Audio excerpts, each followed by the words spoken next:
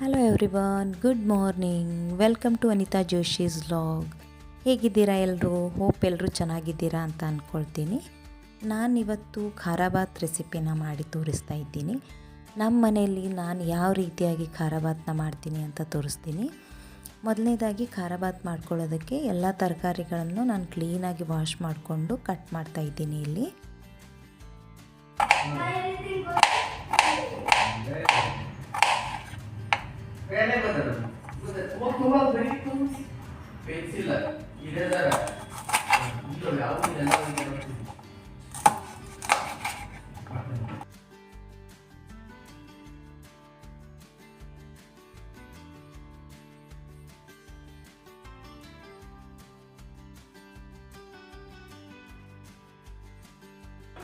ಇವಾಗ ತರಕಾರಿ ಎಲ್ಲ ಕಟ್ ಮಾಡಿ ಇಟ್ಕೊಂಡಿದ್ದೀನಿ. ಇವಾಗ ಖಾರಾಬಾತ್ ಮಾಡೋಕ್ಕೆ ಏನೇನು ಬೇಕು ಅನ್ನೋದನ್ನು ನಾನು ಹೇಳ್ತೀನಿ ನೋಡಿ. ಒಂದು ಸ್ವಲ್ಪ ಕರಿಬೇವು ತೊಗೊಂಡಿದ್ದೀನಿ, ಮತ್ತು ಇದು ಈರುಳ್ಳಿ, ಹಾಗೆ 2 ಮೆಣಸಿನ್ಕಾಯಿ ಕಟ್ ಮಾಡಿ ತೊಗೊಂಡಿದ್ದೀನಿ, ಆಲೂಗಡ್ಡೆ, ಮತ್ತು ಬೀನ್ಸು, 2 ಕ್ಯಾರೆಟ್ ತೊಗೊಂಡಿದ್ದೀನಿ, ಮತ್ತು ಸ್ವಲ್ಪ ಸೌತೆಕಾಯಿ, ತುಂಬ ತೊಗೋಬೇಡಿ, ಸೌತೆಕಾಯಿ ಸ್ವಲ್ಪ ಆದರೆ ಸಾಕು, ಹಾಗೆ 1 ಟೊಮೆಟೊ, ಮತ್ತು ಕೊತ್ತಂಬರಿ ಸೊಪ್ಪು ಕಟ್ ಮಾಡಿ ಇಟ್ಕೊಂಡಿದ್ದೀನಿ. ಇಲ್ಲಿ ಗ್ರೀನ್ ಪೀಸು, ನೆಂದಿರೋ ಗ್ರೀನ್ ಪೀಸು, ಫ್ರೆಶ್ಶಾಗಿ ಗ್ರೀನ್ ಪೀಸ್ ಇರೋದಿದ್ದರೆ ಅದು ತೊಗೊಳ್ಳಿ. ನನ್ನ ಕಡೆ ನಾನು ನೆನೆ ಹಾಕಿದ್ದೆ ಗ್ರೀನ್ ಪೀಸ್, ನೆಂದಿರೋ ಗ್ರೀನ್ ಪೀಸ್ ಇದೆ. ಮತ್ತು ಒಂದು ಸ್ವಲ್ಪ ಶೇಂಗಾ ಅಂದರೆ ಕಡಲೆ ಬೀಜ, ಮತ್ತು ಮಾಡೋಕ್ಕೆ ಎಣ್ಣೆ ಮತ್ತು ರವೆ. ಇದು ದಪ್ಪ ರವೆ ತೊಗೊಂಡಿದ್ದೀನಿ ನಾನು. ಮತ್ತು ಒಗ್ಗರಣೆಗೆ ಸಾಸಿವೆ, ಜೀರಿಗೆ, ಉದ್ದಿನಬೇಳೆ, ಕಡಲೆಬೇಳೆ ಸ್ವಲ್ಪ, ಮತ್ತು ಅರಿಶಿನ. ಹಾಗೆ ಇಲ್ಲಿ ನೀರು ನಾನು ಬಿಸಿ ಮಾಡಿ ಇಟ್ಕೊಂಡಿದ್ದೀನಿ, ಕಾಯ್ದಿರೋ ನೀರು ಹಾಕಬೇಕು. 2 ಕಪ್ ರವೆಗೆ 5 ಕಪ್ ನೀರು ತೊಗೊಂಡಿದ್ದೀನಿ. ಇದು ದಪ್ಪ ರವೆ ಆಗಿರೋದ್ರಿಂದ 1 ಕಪ್ ಎಕ್ಸ್ಟ್ರಾ ಹಾಕ್ಕೊಂಡಿದ್ದೀನಿ. ಡಬಲ್ ಹಾಕಬೇಕು. ಅದು ಸಣ್ಣ ರವೆ ಬರುತ್ತಲ್ಲ, ಆ ರವೆಗೆ ಡಬಲ್ 2 ಕಪ್ ರವೆ ಇದ್ದರೆ 4 ಕಪ್ ನೀರು ಹಾಕ್ಕೊಳ್ಬೇಕು. ಬಟ್ ಇದು ದಪ್ಪ ರವೆ ಇರೋದ್ರಿಂದ ಸಾಫ್ಟಾಗಿ ಬರುತ್ತೆ ಚೆನ್ನಾಗಿ. ಸೊ ಅದಕ್ಕಾಗಿ ನಾನು 5 ಕಪ್ ನೀರು ತೊಗೊಂಡಿದ್ದೀನಿ. 1 ಕಪ್ಪು ಎಕ್ಸ್ಟ್ರಾ, ಡಬಲ್ಗಿಂತಲೂ 1 ಕಪ್ ಎಕ್ಸ್ಟ್ರಾ ನೀರು ತೊಗೊಂಡಿದ್ದೀನಿ. ಇದು ಆಲ್ರೆಡಿ ನಾನು ಬಿಸಿ ಮಾಡಿಟ್ಕೊಂಡಿದ್ದೀನಿ. ಇವಾಗ ಮಾಡೋಣ ಬನ್ನಿ, ಹೇಗೆ ಮಾಡ್ತೀನಿ ಅಂತ ತೋರಿಸ್ತೀನಿ.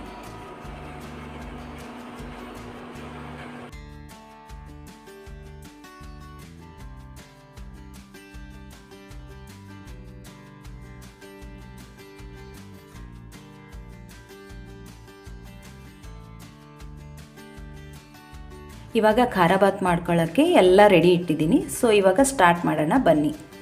ಮೊದಲನೇದಾಗಿ ನಾನು ಒಂದು ಪಾತ್ರೆ ಇಟ್ಕೊಂಡಿದ್ದೀನಿ. ಸ್ವಲ್ಪ ಪಾತ್ರೆ ಬಿಸಿ ಆದಮೇಲೆ ಎಣ್ಣೆ ಹಾಕೊಳ್ಳಿ.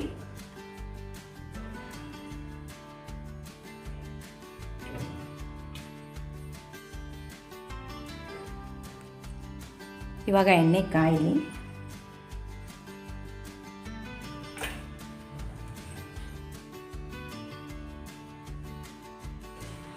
ಇವಾಗ ಎಣ್ಣೆ ಕಾದಿದೆ. ಮೊದಲನೇದಾಗಿ ಸಾಸಿವೆ ಹಾಕ್ಕೊಳ್ತಿದ್ದೀನಿ. ಇವಾಗ ಸಾಸಿವೆ ಚಟಪಟ ಅಂತಿದ್ದ ಹಾಗೆ ಕಡಲೆಬೇಳೆ ಹಾಕ್ತಿದ್ದೀನಿ ಸ್ವಲ್ಪ.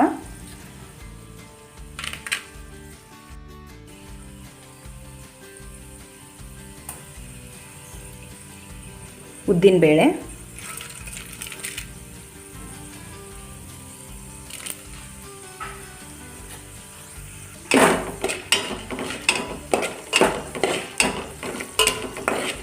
ಬೇಳೆಗಳೆಲ್ಲ ಚೆನ್ನಾಗಿ ಕೆಂಪಾಗಬೇಕು.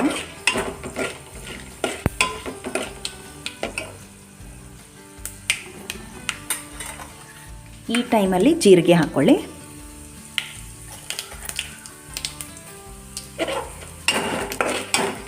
ಇವಾಗ ಬೇಳೆ ಕೆಂಪಾಗ್ತಿದ್ದಾಗೆ ಚೆನ್ನಾಗಿ ಘಮ ಬರ್ತಿದೆ ನೋಡಿ.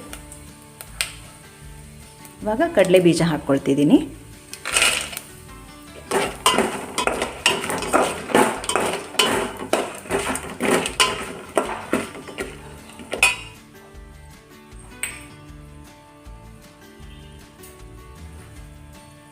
ಇವಾಗ ಮೆಣಸಿನ್ಕಾಯಿ ಹಾಕ್ಕೊಳ್ತಿದ್ದೀನಿ, ಹಾಗೆ ಈರುಳ್ಳಿ ಮತ್ತು ಕರಿಬೇವು.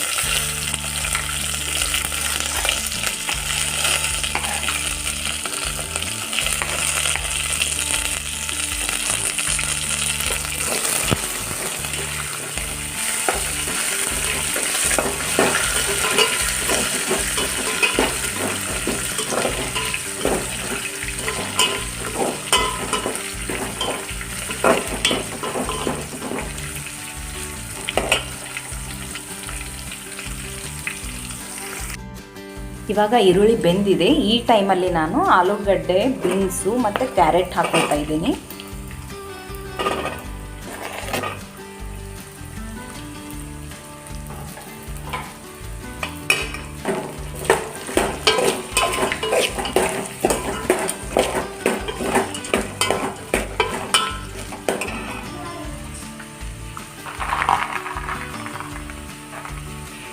ಹಾಗೆ ಈ ಟೈಮಲ್ಲೇ ಗ್ರೀನ್ ಪೀಸ್ ಕೂಡ ಹಾಕ್ಕೊಳ್ತಿದ್ದೀನಿ, ಅಂದರೆ ಚೆನ್ನಾಗಿ ಬೇಯುತ್ತೆ ಅದು.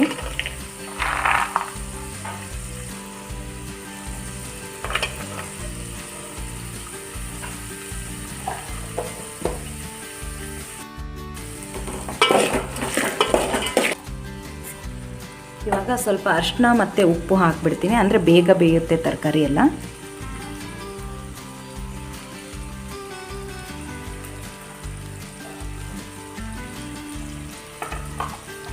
ಉಪ್ಪು ನೋಡ್ಕೊಂಡು ಹಾಕೊಳ್ಳಿ, ನಿಮ್ಗೆ ಎಷ್ಟು ಬೇಕೋ ಅಷ್ಟು ಹಾಕ್ಕೊಳ್ಳಿ, ರುಚಿಗೆ ನೋಡಿಕೊಂಡು.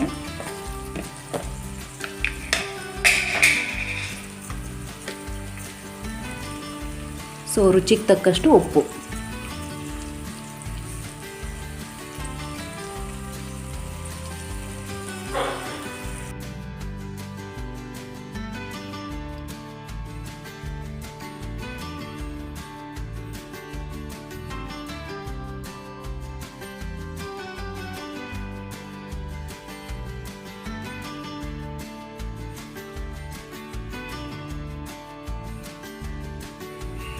ಈ ಟೈಮಲ್ಲೇ ಸೌತೆಕಾಯಿ ಕೂಡ ಹಾಕ್ಕೊಳ್ತಿದ್ದೀನಿ.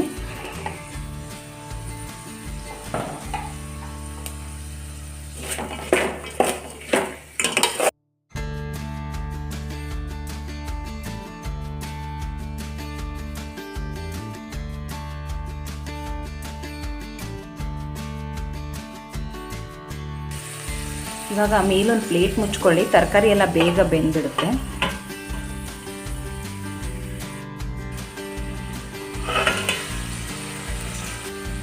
ಈ ಟೈಮಲ್ಲಿ ಟೊಮೆಟೊ ಹಾಕ್ಕೊಳ್ತಾ ಇದ್ದೀನಿ.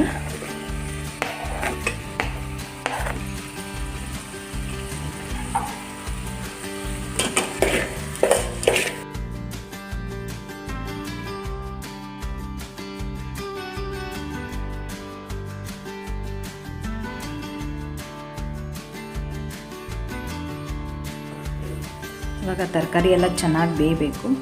ಸೊ ಒಂದು ಪ್ಲೇಟ್ ಮುಚ್ಚಿ ಇಡ್ತಿದ್ದೀನಿ.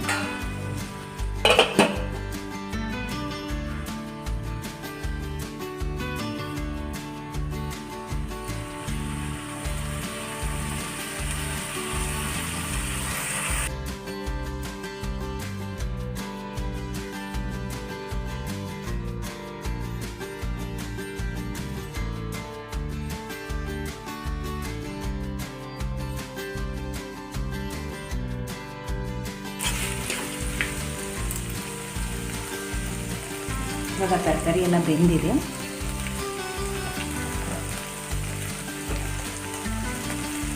ಇವಾಗ ನಾನು ಸ್ವಲ್ಪ ಸಕ್ಕರೆ ಹಾಕ್ಕೊಳ್ತಿದ್ದೀನಿ, ಟೇಸ್ಟಿಗೆ ಅಷ್ಟೇ, ತುಂಬ ಅಲ್ಲ, ಸ್ವಲ್ಪ.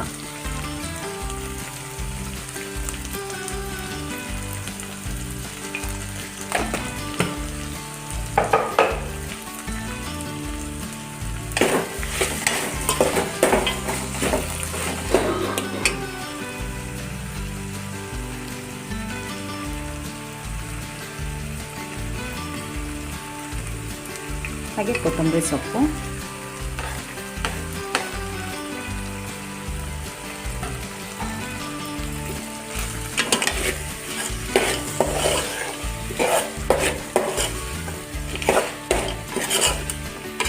ಇವಾಗ ತರಕಾರಿ ಎಲ್ಲ ಚೆನ್ನಾಗಿ ಬೆಂದಿದೆ. ಇವಾಗ ನೀರು ಹಾಕೊಂಡ್ಬಿಡೋಣ. ಆಗಲೇ ಬಿಸಿ ಮಾಡಿ ಇಟ್ಕೊಂಡಿದ್ದಲ್ಲ, ಆ ನೀರನ್ನು ಇವಾಗ ಹಾಕ್ಕೊಳ್ತಾ ಇದ್ದೀನಿ.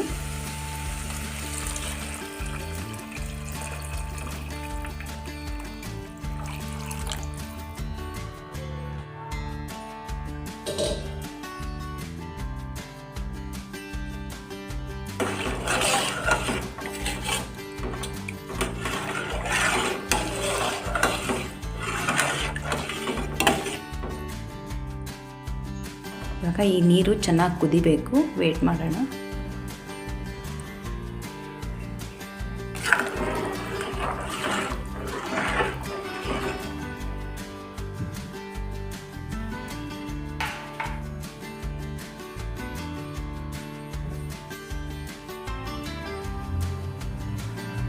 ಇವಾಗ ಕುದಿ ಬರ್ತಾ ಇದೆ. ಈ ಟೈಮಲ್ಲಿ ನಾನು ಸ್ವಲ್ಪ ನಿಂಬೆಹಣ್ಣು ಹಿಂಡ್ಕೊಳ್ತಾ ಇದ್ದೀನಿ. ಸ್ವಲ್ಪ ಹಾಕ್ಕೊಳ್ಳಿ, ಆಲ್ರೆಡಿ ಟೊಮೆಟೊ ಹಾಕ್ಕೊಂಡಿದ್ದೀವಲ್ಲ ಅದ್ರ ಹುಳಿನೇ ಇರುತ್ತೆ. ಸೊ ನಿಂಬೆಹಣ್ಣು ಸ್ವಲ್ಪ ಹಾಕ್ಕೊಳ್ಳಿ.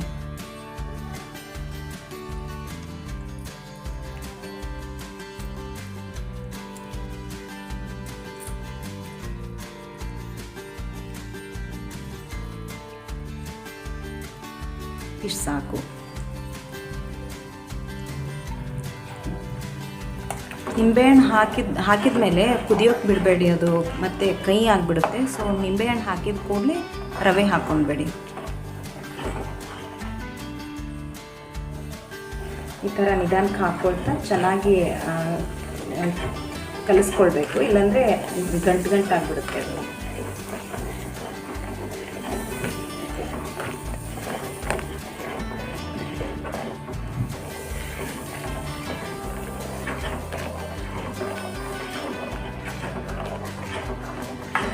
ಗಂಟಾಗದೇ ಇರೋ ಹಾಗೆ ಕಲಿಸ್ಕೊಳ್ಬೇಕು.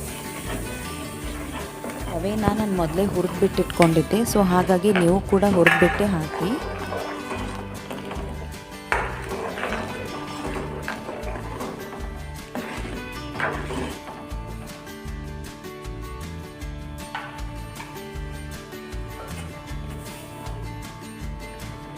ಇವಾಗ ಮೇಲೊಂದು ಪ್ಲೇಟ್ ಮುಚ್ಚಿಬಿಡಿ, ಚೆನ್ನಾಗಿ ಕುದಿಬೇಕದು.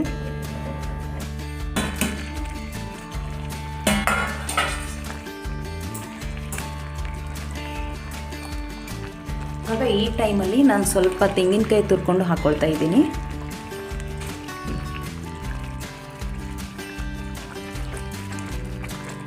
ಇದು ತೆಂಗಿನಕಾಯಿ ಹಾಕೋದ್ರಿಂದ ಸ್ವಲ್ಪ ಟೇಸ್ಟ್ ಚೆನ್ನಾಗಿ ಬರುತ್ತೆ, ಅದಕ್ಕೆ ಸ್ವಲ್ಪ ಹಾಕ್ಕೊಳ್ಳೋದು ಚೆನ್ನಾಗಿ. ಇವಾಗ ಚೆನ್ನಾಗಿ ಮಿಕ್ಸ್ ಮಾಡ್ತೀನಿ.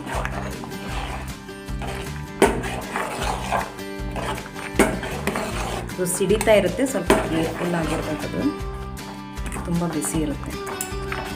ಇವಾಗ ಪ್ಲೇಟ್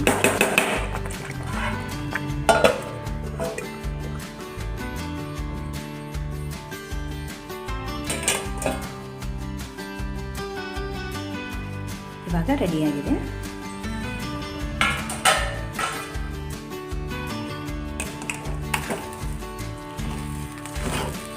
ನೋಡಿ ಯಾವ ಥರ ಬಂದಿದೆ ಅಂತ.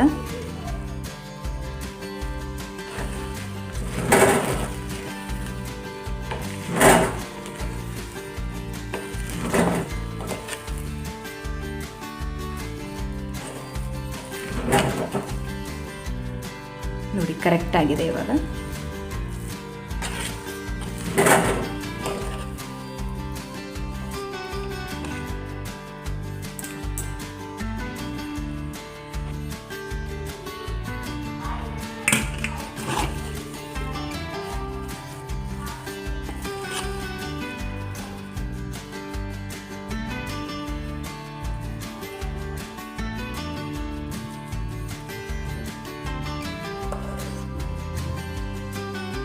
ಇವಾಗ ನಾನು ಸರ್ವ್ ಮಾಡ್ತಿದ್ದೀನಿ.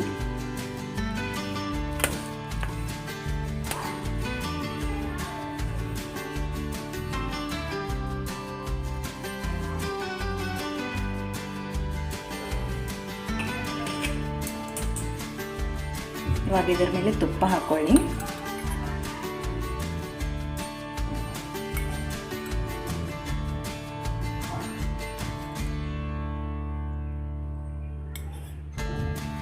ಇದು ಬಿಸಿ ಬಿಸಿ ಖಾರ ಬಾತ್ ಜೊತೆಗೆ ತುಪ್ಪ ಹಾಕೊಂಡು ತಿಂದರೆ ಟೇಸ್ಟ್ ಅಂತೂ ಸಖತ್ತಾಗಿರುತ್ತೆ. ಇವಾಗ ನೋಡಿ ಖಾರ ಬಾತ್ ತಿನ್ನೋದಕ್ಕೆ ಸಿದ್ಧ. ನಾನು ಮಾಡಿರೋ ರೀತಿಯಲ್ಲಿ ನೀವು ಕೂಡ ಖಾರ ಬಾತ್ ಒಂದ್ಸರಿ ಟ್ರೈ ಮಾಡಿ ನಿಮ್ಮ ಮನೆಯಲ್ಲಿ. ಟೇಸ್ಟ್ ಮಾಡಿಬಿಟ್ಟು ಹೇಳಿ ಹೇಗೆ ಬಂದಿತ್ತು ಅಂತ ಕಮೆಂಟ್ ಬಾಕ್ಸಲ್ಲಿ ನನಗೂ ತಿಳಿಸಿ. ಈ ರೆಸಿಪಿ ನಿಮ್ಗೆ ಲೈಕ್ ಆಗಿದ್ದರೆ ಪ್ಲೀಸ್ ಒಂದು ಲೈಕ್ ಮಾಡಿ, ಹಾಗೆ ನನ್ನ ಚಾನಲ್ನ ಸಬ್ಸ್ಕ್ರೈಬ್ ಮಾಡ್ಕೊಳ್ಳಿ ಅಂತ ಕೇಳ್ತೀನಿ.